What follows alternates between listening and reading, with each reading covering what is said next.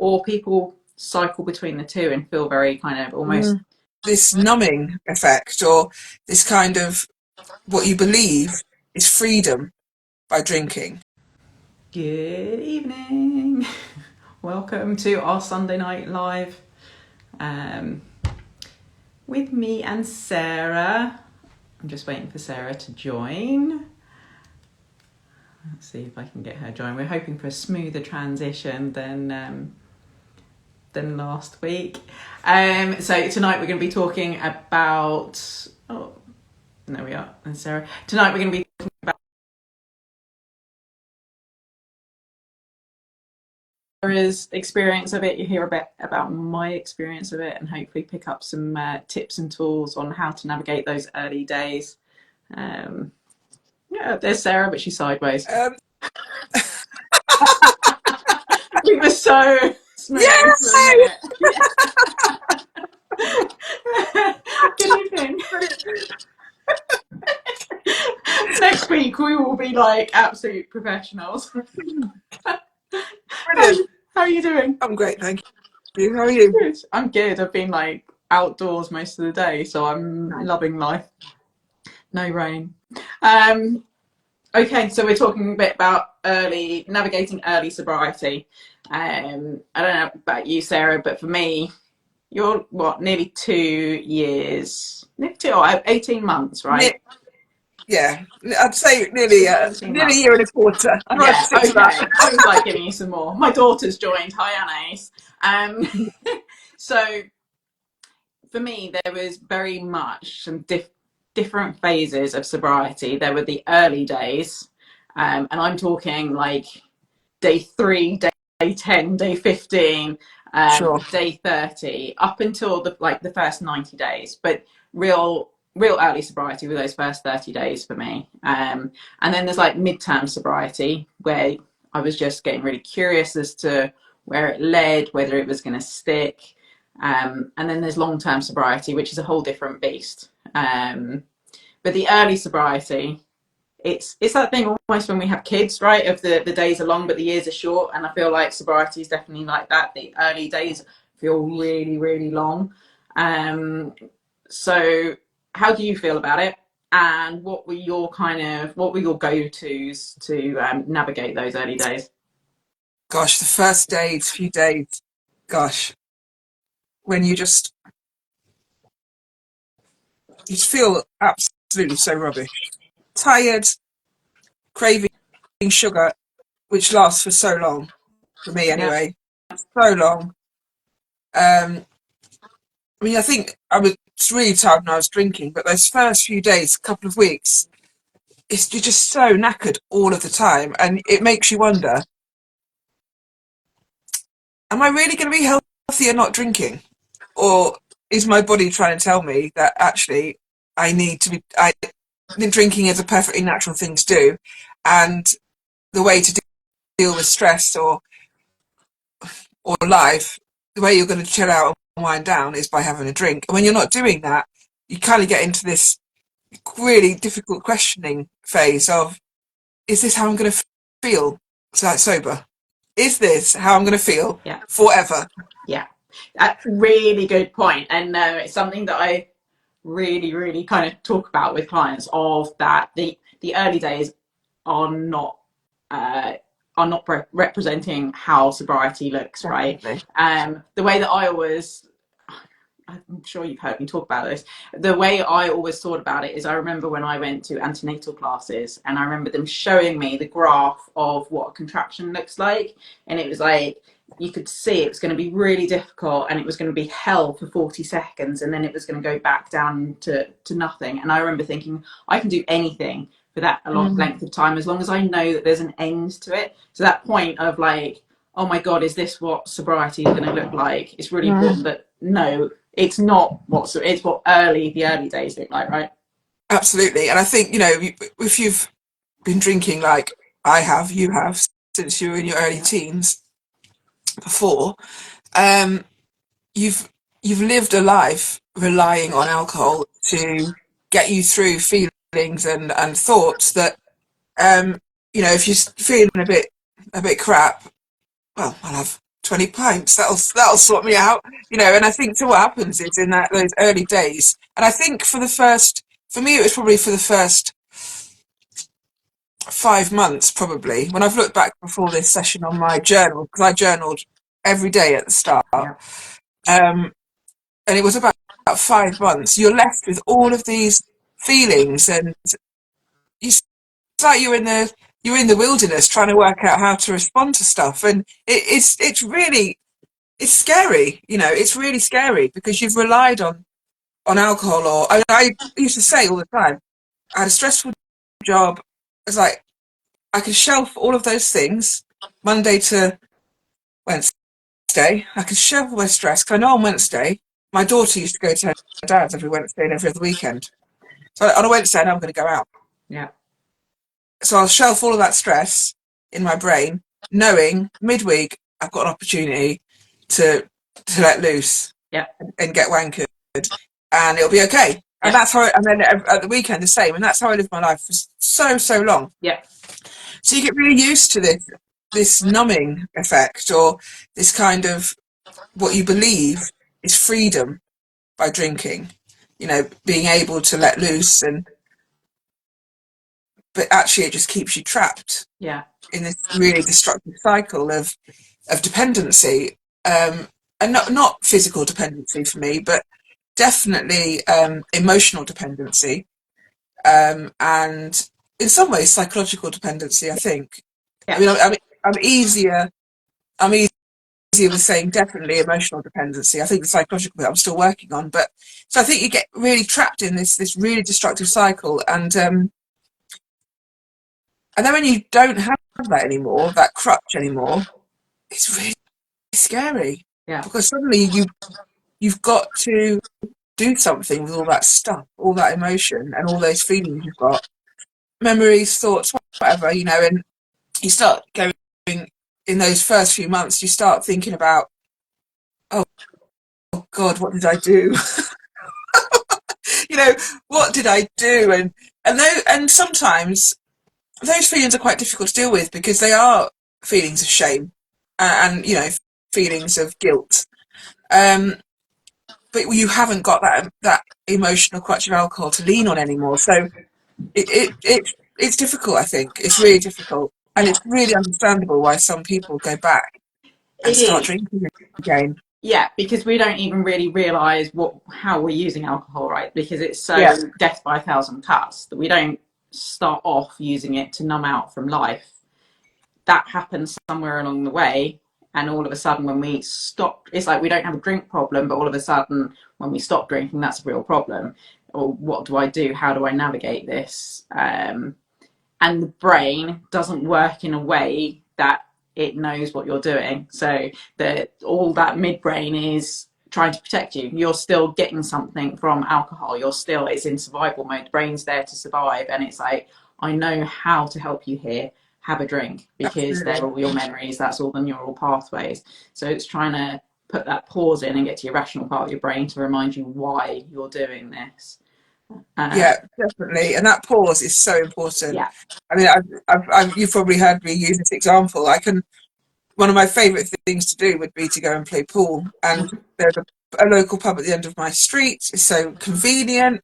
And one day I work in the local community. So I'd finished work and I had to get some cash out. And there's a cash point outside the pub. And on a Wednesday afternoon, it's always been free pool. And I stood at this cash point getting the money out to go, and it was something totally unrelated.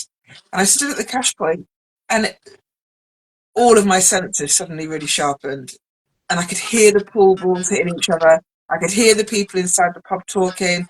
I could almost feel in my mind, I was going to the bar, I was ordering a drink. I could feel myself drinking that drink. I could taste the kind of the fizz. I could feel the cold beer going into my. It was so weird, and I just stood there, and I was like, "This is just association.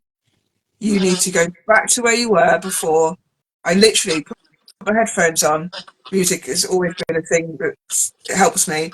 Walked back the way I came and went to a different cash point. Because if I'd stood there in that moment, that association would have led me to act in a way that did not want to. You No. know, I did not want. I knew I was really, really aware that I did not want to do that. Yeah. But in my mind, I'd mapped out a path to getting pissed. Yeah. Yeah. Well, that path had been like it been walked so well that it knew exactly where it was Yeah, going, and we have to walk a different path that is completely overgrown, has never been ventured down, and so absolutely. there's some resistance there every time that we're trying to do that.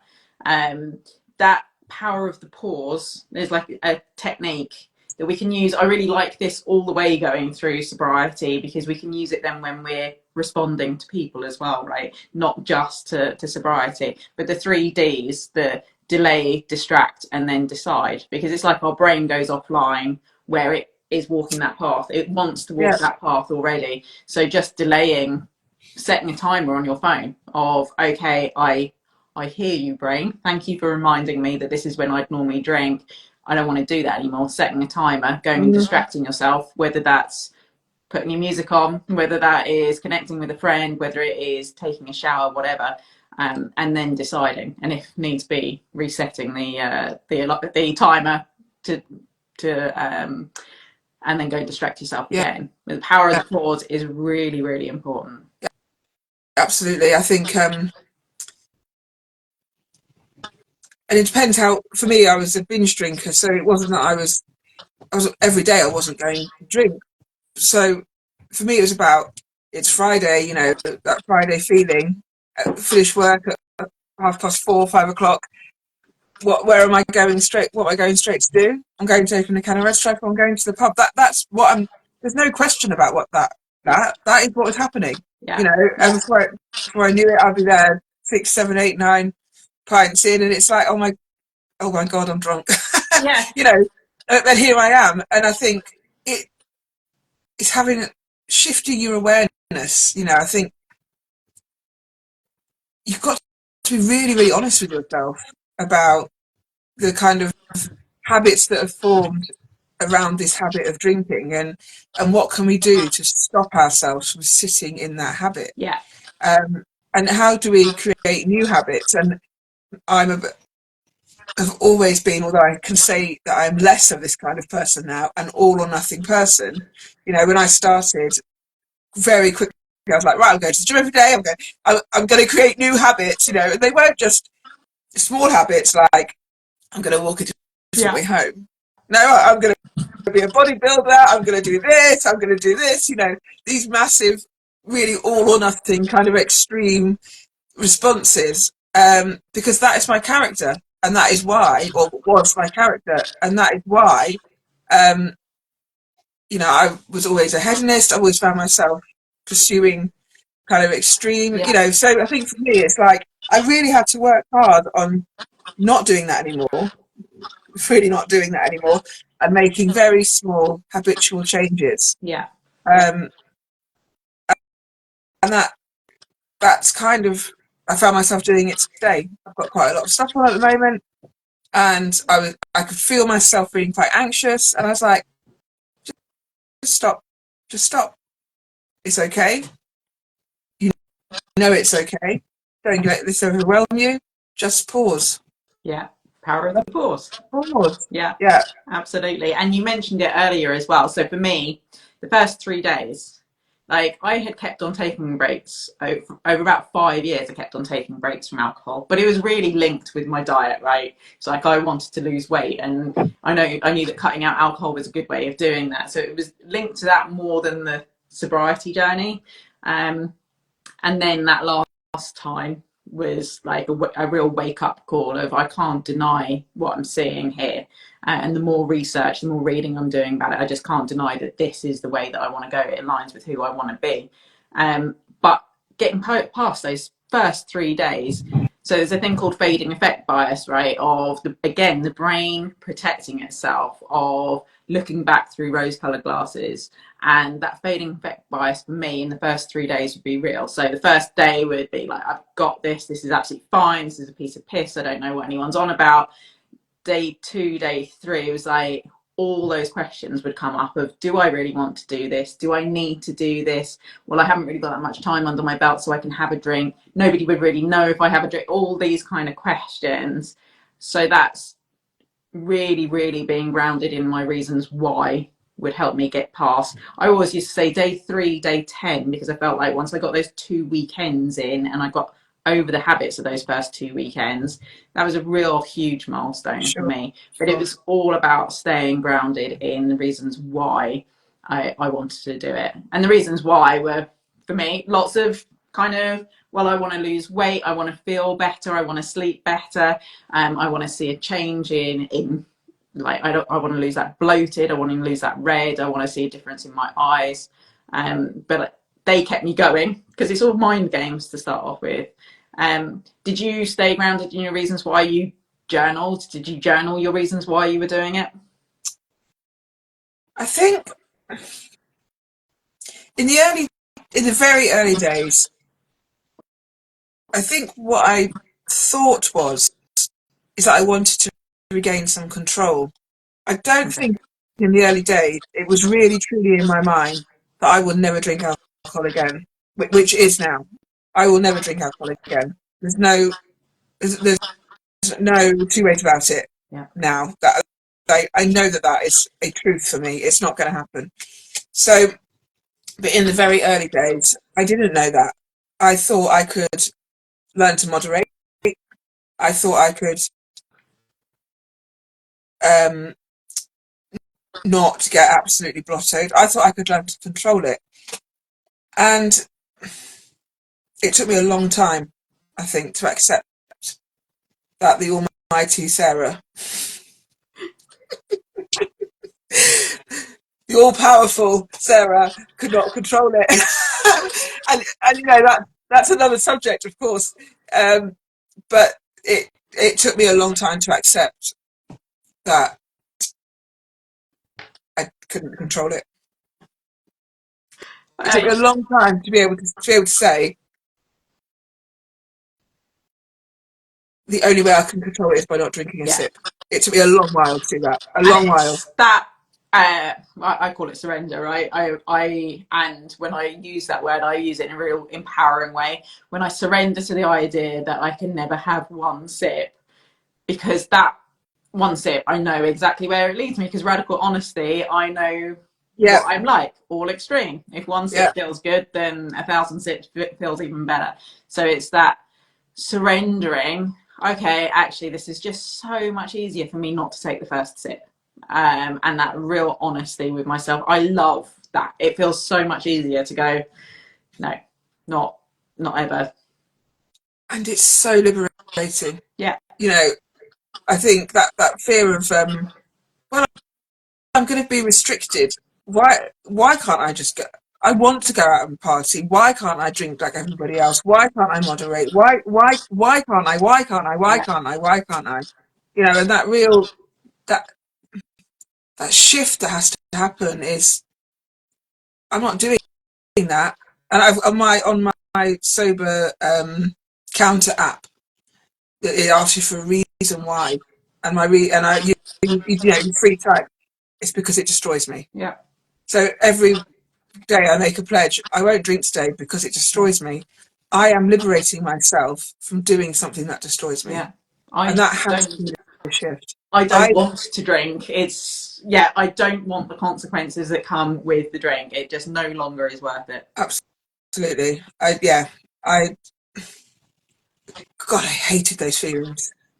I hated those feelings when I Isn't was it drinking. isn't it strange though how we kind of defend, right? I mean that's the addicted brain, right? Is that we defend alcohol to the death really until we got no place to run with it. That's why I believe everyone tries moderation. I believe everybody thinks Yeah, that that's the answer until that is exhausted. But we defend it. Oh gosh, I have all these feelings. It can't be alcohol. I just need to. I just need to moderate. I just need to follow these rules. I just need to be better. I just need to. Until the end, it is like actually, there's no denying that alcohol. We remove that one thing, we gain everything else. yeah, So it's surrendering to that idea, releasing. Okay, it's yeah, not about control anymore. It's about about liberation. yeah. And suddenly, you know, I kept that one bottle of beer on my worktop Yeah, for so many weeks. It just, it was, you know, and it sat there. And every time I went into the kitchen, I looked at it and I was like, "You're not doing this to me." You know, and it, you know, that I wouldn't advise people to do that necessarily. For most people, getting rid of all the alcohol in your house is the way forward. But I was determined. I was like, no, this is, if I can do this, if Yeah, I can get through this, knowing there is a bottle of what used to be my favourite beer sitting on the worktop yeah, and not touch it, then I know I can do it. yeah. I was the same, and I do. I mean, it's that thing of protection versus kind of almost the empowerment. I love the empowerment of from that day one saying this is what I'm choosing to do. It's not going to be easy, but I'm choosing to do it. It's not that I have to do it. We can all, it doesn't matter how destructive anybody's drinking is, right? I always have this discussion within our groups with clients because some people are, oh, but I'm a proper, Mm. fully fledged alcoholic. I have no choice. And I think there is always the choice. We always can choose. Actually, the consequences that come with my drinking, I will take because I want to. The alcohol seems worth it to me. Where you step off that kind of spectrum is the thing.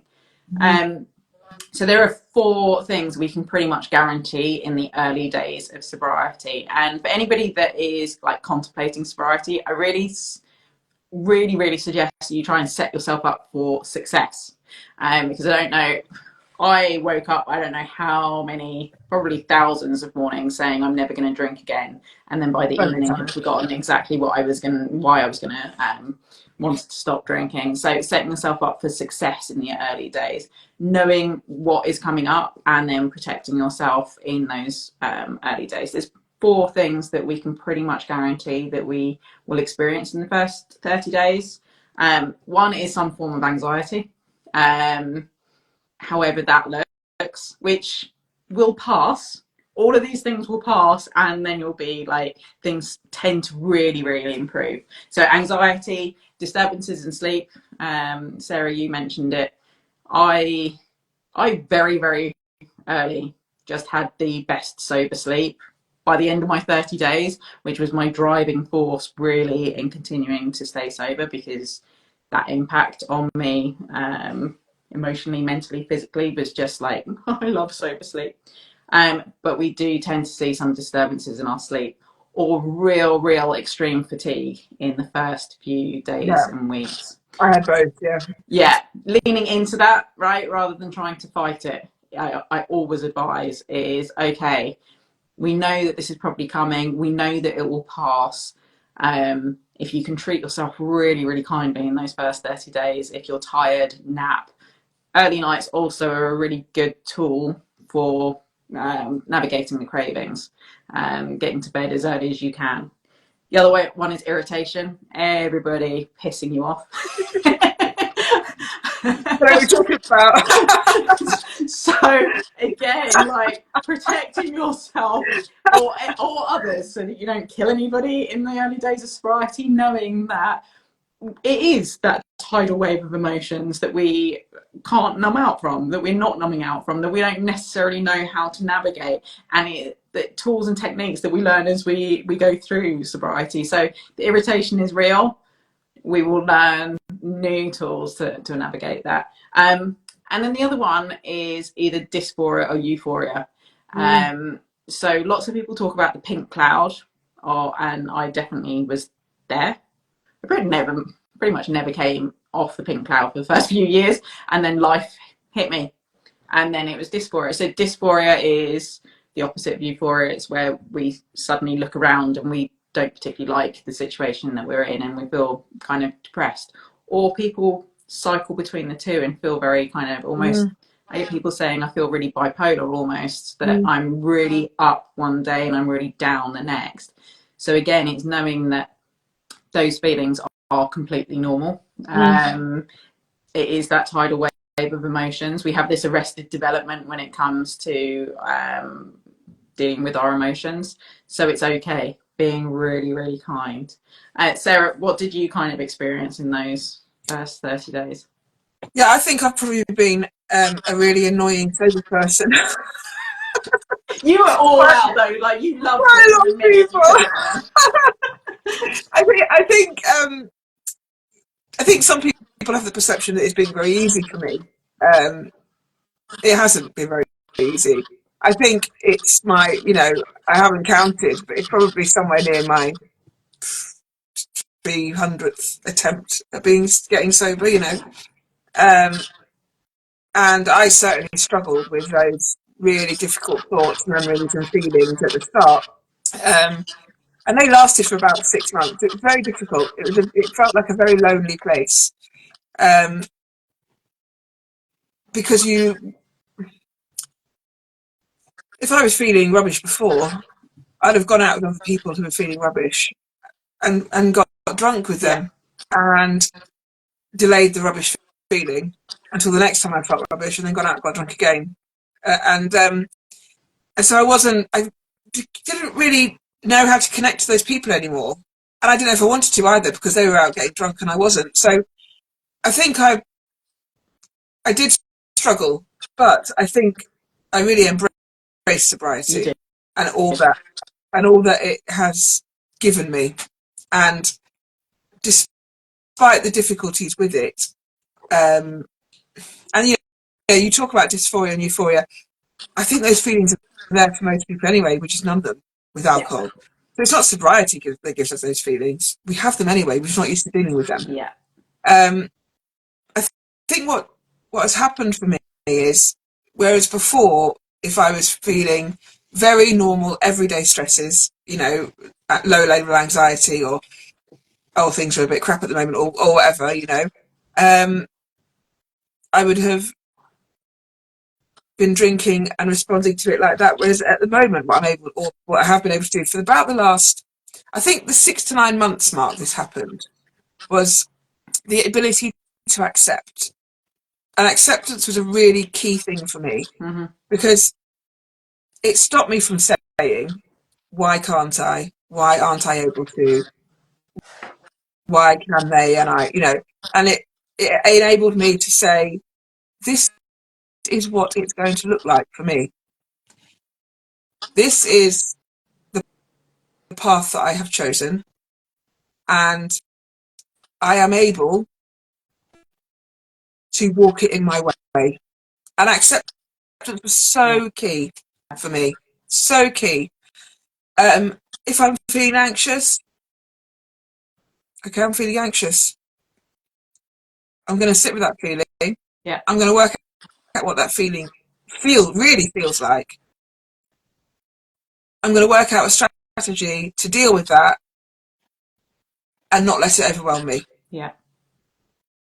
That is such a liberation. That is so liberating to be able to do that, rather than get myself into a spiral of feeling that way, drinking, feeling that way more, drinking, feeling that way more, so I think I've experienced both euphoria and dysphoria.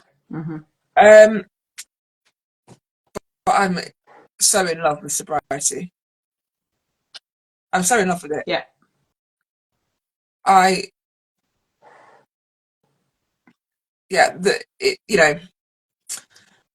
It's the best gift I've given myself.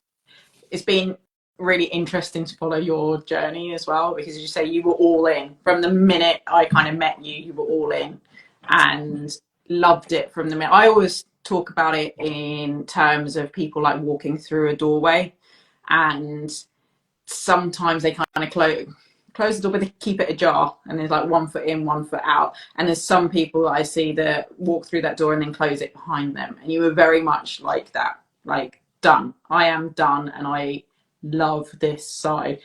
It's also been really interesting when, as I've connected with you as you've gone along, going, oh, actually, looking back, was I being really honest with myself? Like, absolutely. Was that actually how I felt? Did I realize what was coming up? And your reflections on that time have really changed, but you've done the work as you've gone along, and that's a really important part of it, right?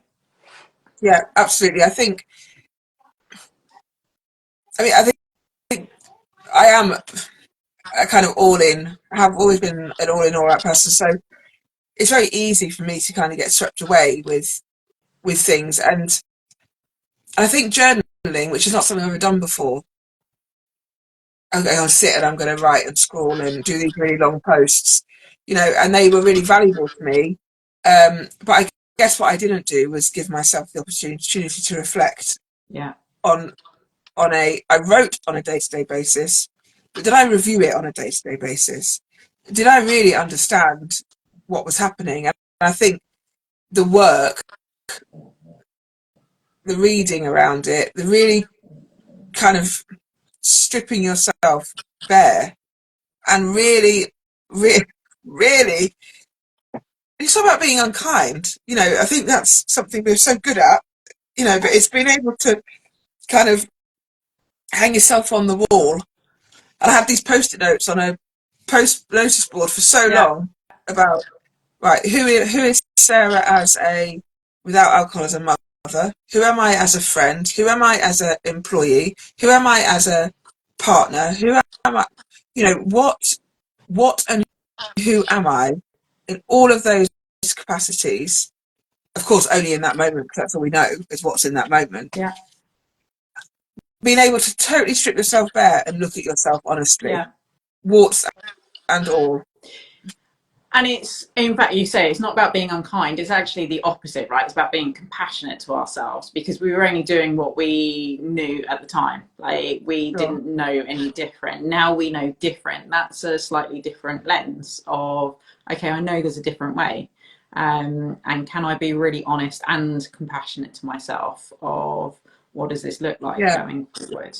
Can I Um, forgive myself yeah. for, am I able to forgive myself for only knowing what I knew then? And like give Difficult. myself some love, like, yeah, Absolutely. okay, I did really well and I Yeah. survived those, because as I said, the brain is purely made for survival and procreation, which is part of the survival of the species. It's not made for anything else. So being able to do that, look back and say, I did the best at the time, with what I knew, but now I know different, so I can make different choices. That acceptance. So I have just written a course on acceptance, using acceptance and commitment therapy in sobriety. So anyone who wants it, just message me and I'll it will be on the website soon. But it's such an interesting.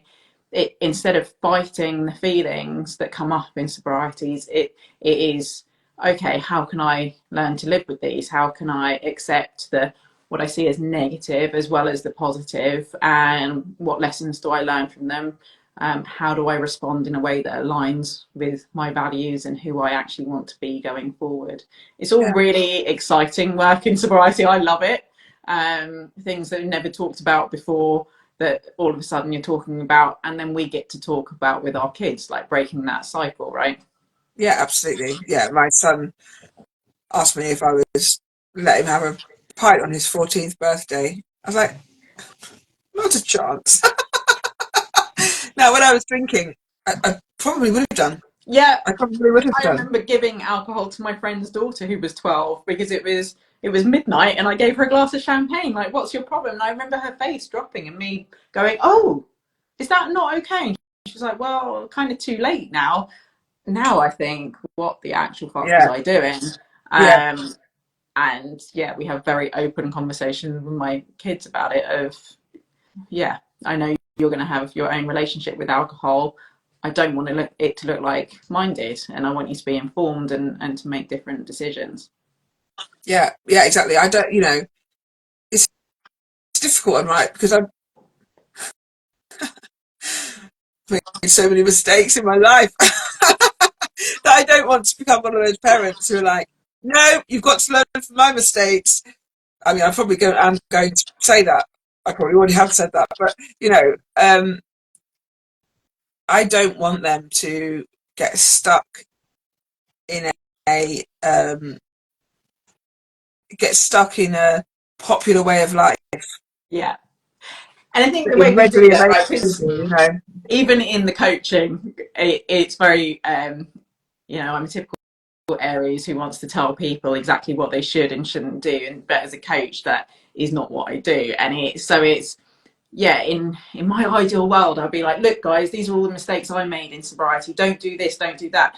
That's not what coaching is about, right? It's not what the group is about. It's about asking the questions. And again, with the kids, it's asking those questions. Okay, so how do you want your relationship with alcohol to look? Because these Yeah. were questions that were never asked of me. So I just went into it blind and then messed it up. So it's keeping their narrative open so that they're starting to think about it and be Well, more mindful of it as they go through.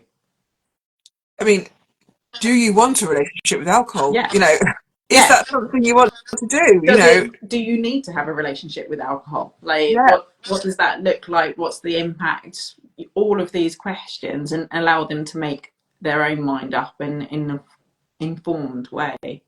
Mm. Um, okay, so anybody that's got any questions, feel free to reach out. Sarah, we've got a few minutes left. So what are your top tips, would you say, for people in the early days? If you could give 3 top tips. Just take it one step at a time. No, it depends. Of course, it depends on how people are drinking. If people are drinking by the hour, you know, just look at the next moment you would drink, and try and delay that or stop it. Yeah. Don't look at tomorrow. You know, don't make it too big. Just look at the next step Yeah. and try and delay that. Be really, really, really kind to yourself. If you are not having an alcoholic drink, but you really want a whole packet of jammy Dodgers, eat the jammy Dodgers. I say that because they're my favourite biscuit. Eat the jammy Dodgers. Eat them. You know. And I think the third one is build yourself a community. Yeah. So important to me.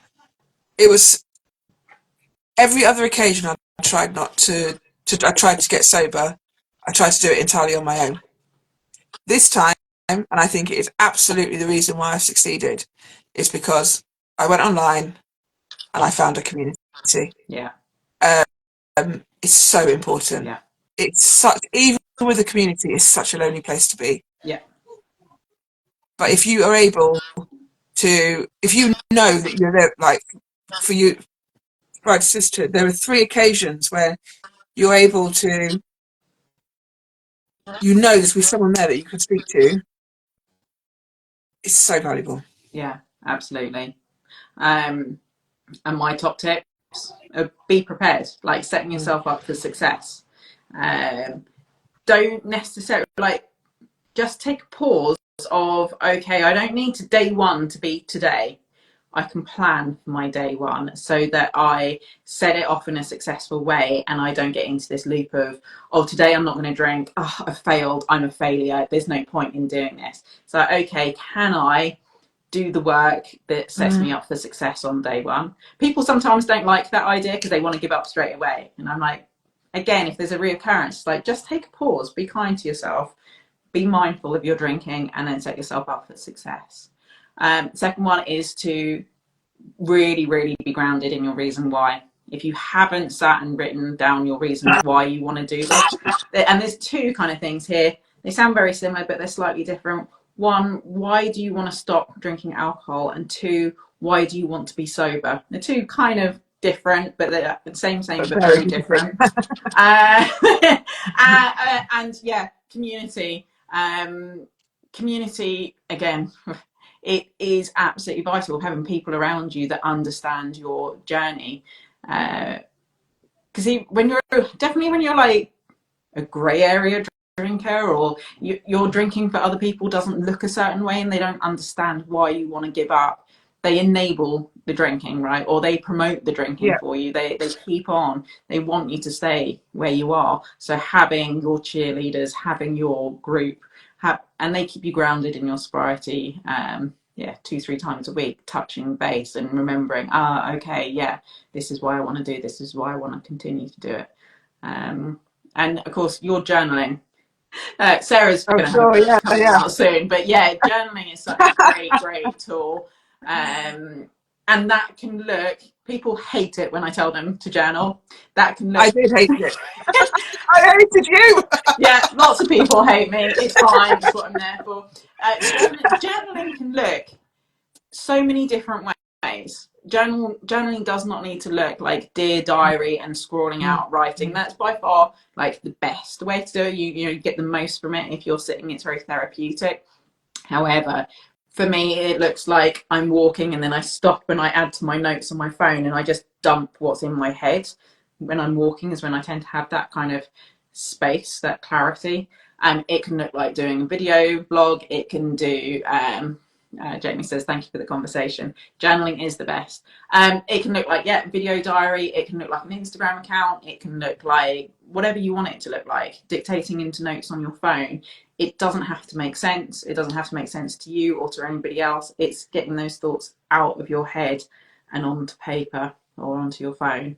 And you will, when you get to reflect back on your journey, it will keep you grounded in reasons why you're doing this. So it's such a good tool. Yeah. No worries for doing this. Thank you, Jamie. It's funny. My other friend Sarah, who's part of the group, reached out last week and was like, "I loved listening to you and Sarah. It was like just like being in one of the calls." So yeah, if anyone's curious about what the Sobriety Sisterhood group calls look like, they kind of look like this, right? It's just a chat and touching base. 750 days sober. Well done. That's Well done. amazing. Yeah. Yeah. We're about the same, Jamie. Yeah, fantastic. Okay, lovely. Thank you very much, Sarah. We will be back here next week. If anyone wants us to cover anything in particular, let us know. But otherwise, we'll come up with a topic and see you this time next week. See you next week. Okay, take Cheers. care. Bye. Bye. Bye.